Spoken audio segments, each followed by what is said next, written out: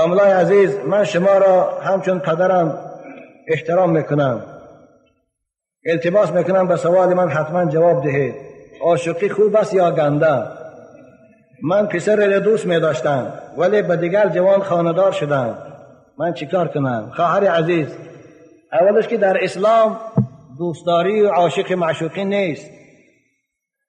این عاشقی و معشوقی دروغه که لیلی و مجنون است و دیگر گلشا و ورقه است و امروز دنیای غرب در فیلم ها میتید و هندوستان در کتاب یعنی کینا فیلماش میتید، همه دروغ هستند.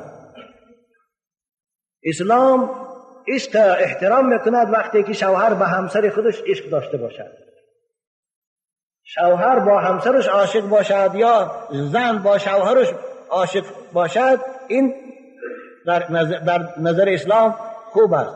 اما دختر بیگانه رو دوست داشتن که به سبب این دوست داشتن به یکدیگر واخرید و به یکدیگر نزدیک شوید، این در غضب خدا گرفتار شدن است. قرآن یک لحظه از عاشقی یوسف قطعی زلیخا بیان میکنه در سوره یوسف که آخر چی شرمندگی آورد. زلیخا خانم شوهردار بود، حضرت یوسف دوست داشت، به اصطلاح امروز گیم عاشق دیوانه شد. آخرش خواست که حضرت یوسف در دام خودش غلطاند، پروردگار یوسف خلاص کرد. ببینه وقتی که از در برآمد شوهر شدید شرمنده شد، عشقش فراموش شد، دوستیش فراموش شد. شوهرش گفت که من این به من قصد بد کرد، خواست که به من تجاوز کنه. بتونه که خودش این کار تشکیل کرد، بالای یوسف ده گناهش بار کرد. بنابراین این عاشقی شرمندگی است. هزارها من عاشقا رو دیدم که عاشق معشوق شده شوهر میتونن بعد یک هفته جدا شده ایستادیان. بنابراین همین خواهر عزیز، وقتی که شما با نکاح اسلامی شوهر کرده، شوهرتان دوست داره، هر محبتی که داره به شوهرتان استفاده بره، به او صرف کنه. او جوانی پیشتر دوست می‌داشتگیتان فراموش کنه، حرکت کنه فراموش کنه، و الا زندگی شما خوب نمیگذرد.